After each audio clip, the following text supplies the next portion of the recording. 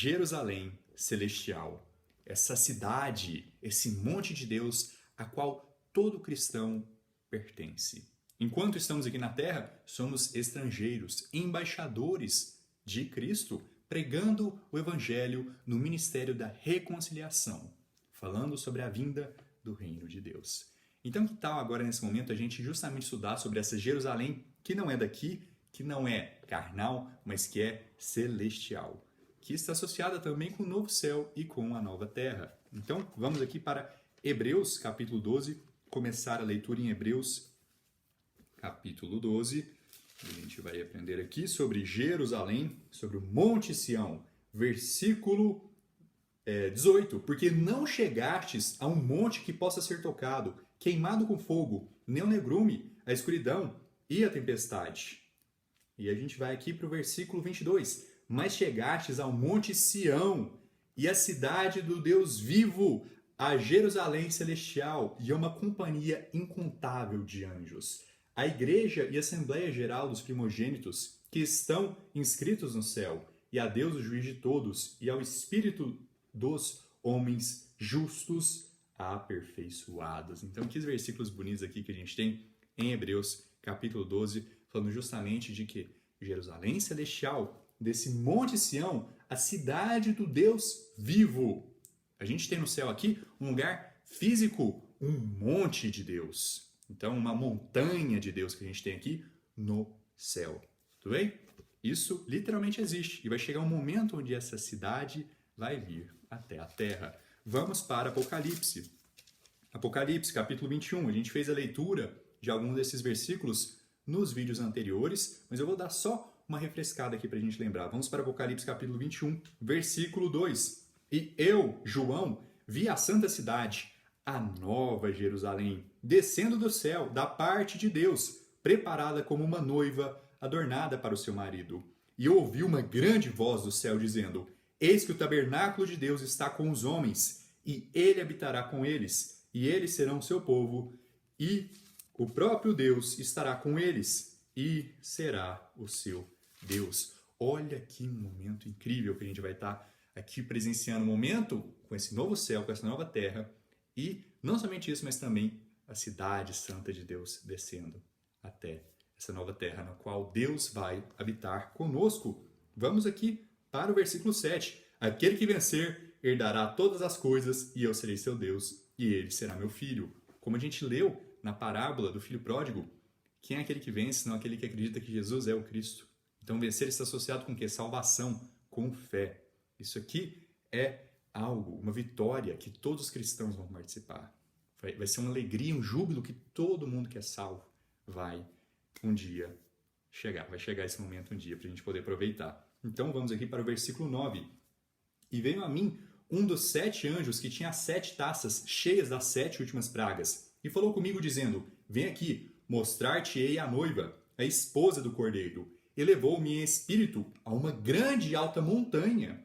E mostrou-me aquela grande cidade, a Santa Jerusalém, descendo do céu, da parte de Deus, tendo a glória de Deus. E a sua luz era semelhante à mais preciosa pedra, semelhante à pedra de jaspe, clara como cristal. E é muito interessante porque quando a gente for ler sobre a glória dos anjos, as glórias celestiais, está sempre associada com pedras preciosas, rubis, ouro, prata, os tesouros no reino de Deus. A gente pode ler também sobre os anjos, os querubins com aparência de cobre, ou o querubim cobridor, uma descrição da aparência de Lúcifer, falando de todos esses metais preciosos que estão presentes nele. A gente tem bronze também sendo associado com anjos, e é para dar um pouquinho do gosto do que é essa glória celestial, do que vai ser essa glória dos corpos ressuscitados. É sempre associado com o quê? Com estrelas, com brilho, com o universo. É até feita uma diferenciação entre 1 Coríntios capítulo 15, que a gente tem aqui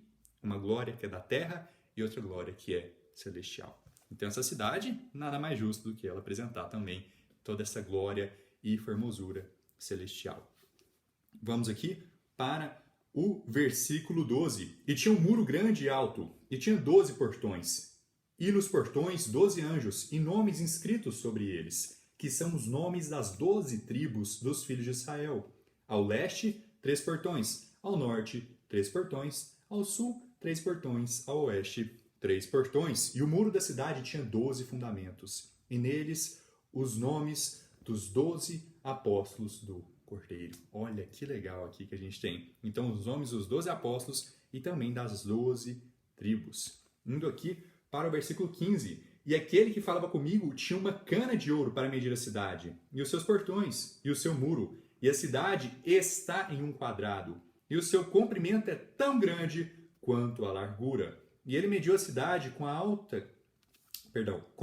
a cana até 12.000 estádios. Seu comprimento, largura e altura são iguais. A atmosfera da Terra não somente vai ter que precisar mudar, falando aqui da nova Terra, por conta que não vai ter mais mar, mas também por conta dessa grande cidade. A gente está falando aqui de algo que é basicamente de um tamanho próximo ao continente das Américas do Norte. Para ter uma base da noção do quão larga essa cidade é, do tamanho de continentes, o que você pode aproximar aqui, nesse formato mais quadrado.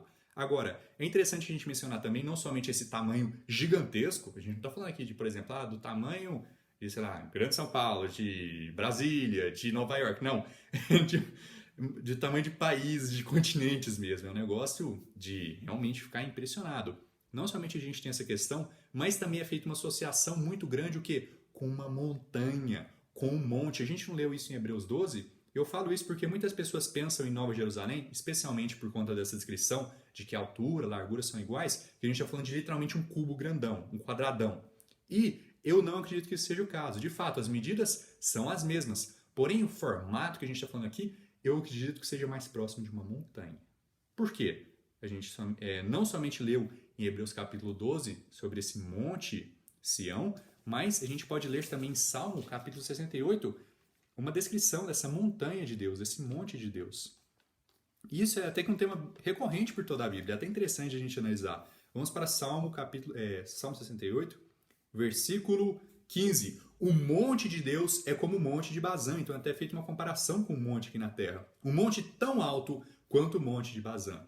E é isso, essa Jerusalém Celestial é realmente enorme, realmente extremamente alto. Por que vós saltais altos montes? Este é o monte no qual Deus deseja habitar. Sim, o Senhor habitará nele para sempre. Não somente aqui, mas se a gente for também para Ezequiel, vamos para Ezequiel capítulo 28. Ezequiel capítulo 28, onde a gente vai aprender sobre a queda de Lúcifer. Então vamos aqui para o versículo 13. Tu estiveste no Éden, o jardim de Deus. Toda a pedra preciosa era a tua cobertura. Sardônio, topázio, diamante, turquesa, ônix, jaspe, safira, carbúnculo, esmeralda e ouro. Os trabalhos de teus pandeiros e das tuas flautas foram preparados em ti no dia em que foste criado. Tu és o querubim ungido que cobre.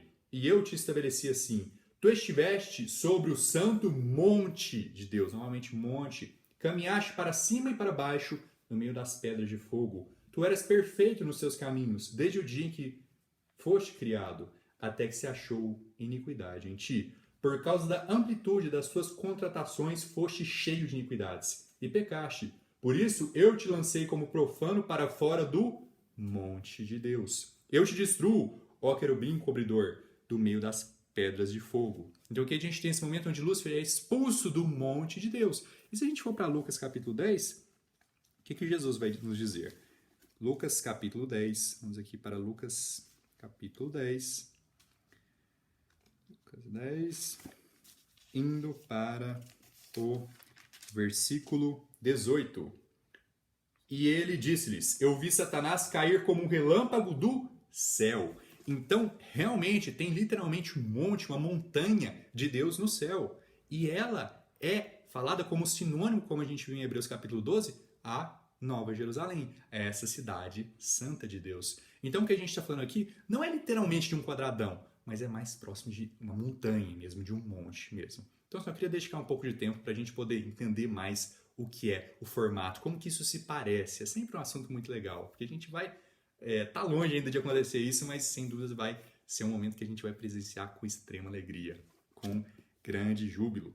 Então, vamos aqui para o versículo 17. E ele mediu o seu muro de 144 côvados, de acordo com a medida de um homem, isto é, de um anjo. E a construção do seu muro era de jaspe, e a cidade era ouro puro, semelhante ao vidro límpido. E os fundamentos do muro da cidade estavam decorados de todo tipo de pedras preciosas. O primeiro fundamento era jaspe, o segundo safira, o terceiro calcedônia, o quarto esmeralda, o quinto sardônica, o sexto sárdio, o sétimo crisólito, o oitavo berilo, o nono topázio, o décimo crisopraso, um décimo jacinto, o duodécimo ametista, e os 12 portões eram 12 pérolas. Cada respectivo portão era de uma pérola, e a rua da cidade era de ouro puro, como se fosse vidro transparente. E eu não vi nela templo, porque o Senhor Deus Todo-Poderoso e o Cordeiro são o templo dela. E a cidade não tem necessidade de sol, nem de lua, para que nela brilhem, porque a glória de Deus a iluminou, e o Cordeiro é a sua luz. Eu não acredito que esteja falando que não existe na nova céu e nova terra, não existe um sol e lua. Eu acredito que ele está falando o quê? Que não vai ter noite nessa cidade. Deus é a sua luz. Então, está fazendo uma comparação aqui. Não precisa de sol, não precisa de lua, porque Deus é o brilho dessa Nova Jerusalém, essa cidade santa. Agora, algumas pessoas entendem, não tem mais noite, não tem mais dia com sol e lua, né? Mas eu acredito que isso seja só uma referência àquela cidade em específico, e não a um novo céu e a nova terra como um todo. Então eu falei que tem uma necessidade de sol. Indo aqui para o versículo 24. E as nações daqueles que são salvos andarão em sua luz, e os reis da terra trazem-lhe sua glória e honra. E os seus portões nunca serão fechados de dia, porque ali não haverá noite. Então veja, como que é ali que não vai haver noite? É feita essa diferenciação. E a ela trarão a glória e honra das nações. E olha que interessante, a gente vai ter nações, só que são somente de pessoas salvas. Então, algumas pessoas pensam também, todo mundo vai estar nesse monte a todo momento.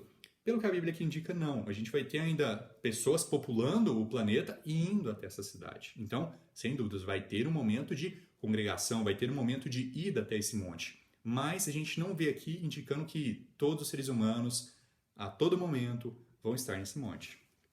Vamos aqui para o versículo 27. E não entrará nela coisa alguma que contamine, nem o que quer que pratique abominação ou crime mentira, mas só os que estão inscritos no livro da vida do Cordeiro. E a gente sabe aqui que já aconteceu o julgamento do grande trono branco. Todo aquele que o nome não estava escrito, seja um reprovado, uma pessoa que morreu sem Cristo, essa pessoa foi jogada no lago de fogo. Então, não há mais morte. Todo mundo que tinha que ir para o lago de fogo já foi. Não vai ter nenhum não salvo, não vai ter nenhuma pessoa que vai morrer e ir para o lago de fogo. Depois disso, já foi decidido tudo. Esse é o período chamado de o fim. Tudo bem? Então, vamos aqui só fazer mais uma leitura aqui em Daniel. Daniel, só para reforçar um pouco essa questão do monte, dessa montanha, porque a gente vê isso sendo mencionado aqui em Daniel, capítulo... Indo aqui para Daniel, capítulo 2. Então, tem essa grande imagem que Nabucodonosor sonhou, essa imagem que era de ouro, ferro e tal, todos os tipos de metais, dependendo de que reino estava representando. E olha o que acontece. Então, a gente vai aqui para o versículo 44. Daniel capítulo 2, versículo 44. E nos dias destes reis, o Deus do céu irá erguer um reino que nunca será destruído.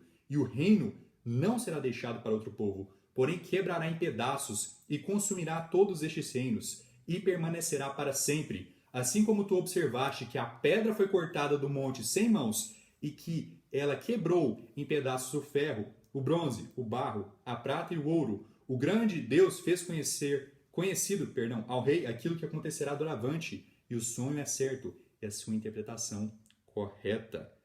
Então, essa pedra foi e quebrou essa imagem. Não somente isso, mas vamos aqui para o versículo 35, retorna um pouco. Então o ferro, o barro, o bronze, a prata e o ouro foram quebrados em pedaços juntamente, e tornaram-se como a palhas das eiras do verão, e o vento os carregou para longe, de modo que nenhum lugar foi encontrado para eles. E a pedra que golpeou a imagem tornou-se um grande monte e preencheu a terra toda. Então aqui, novamente, o reino de Deus é associado com esse enorme monte. Então vamos só passar aqui em mais um capítulo antes da gente encerrar em Apocalipse capítulo 22. Vamos para 1 Coríntios. 1 Coríntios, a gente vai aqui para o versículo 15, capítulo 15, versículo 24. Então virá o fim, quando ele tiver entregue o reino a Deus, ao Pai. Então aqui encerrou o reino de Cristo e foi passado o reino para Deus, ao Pai, com um novo céu, uma nova terra, essa cidade santa descendo até nós. E quando ele tiver derrubado todo o governo e toda autoridade e poder. E qual que é a última coisa aqui que a Bíblia encerra falando dessa nova Jerusalém, desse novo céu e dessa nova terra? Vamos aqui para Apocalipse, capítulo 22, versículo 1.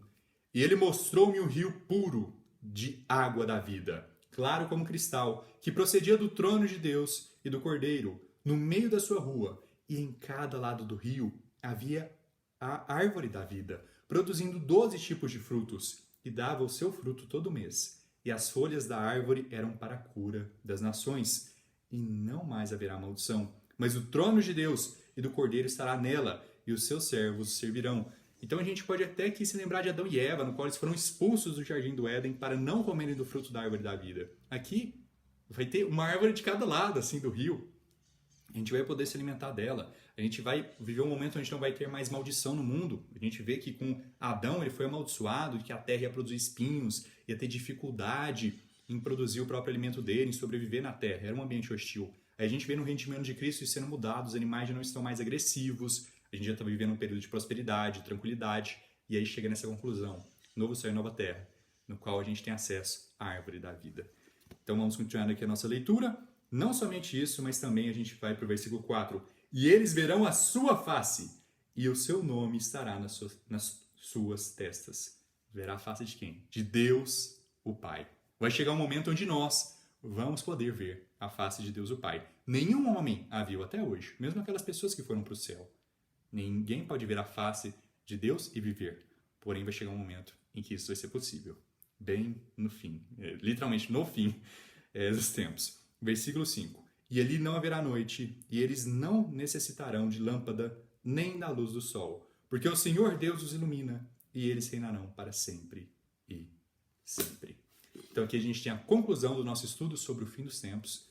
É esse ponto final no qual a gente vai ter aqui esse último evento. Não vai ter algo depois disso, não, mas depois do momento onde Deus o Pai vai estar governando, novo céu e nova terra, nova Jerusalém já desceu, não vai ter mais nada. Vai ser essa constante, eterna, nessa alegria que a gente vai ter com Deus o Pai. Sem mais maldição, sem mais choro, sem mais morte, sem mais dor.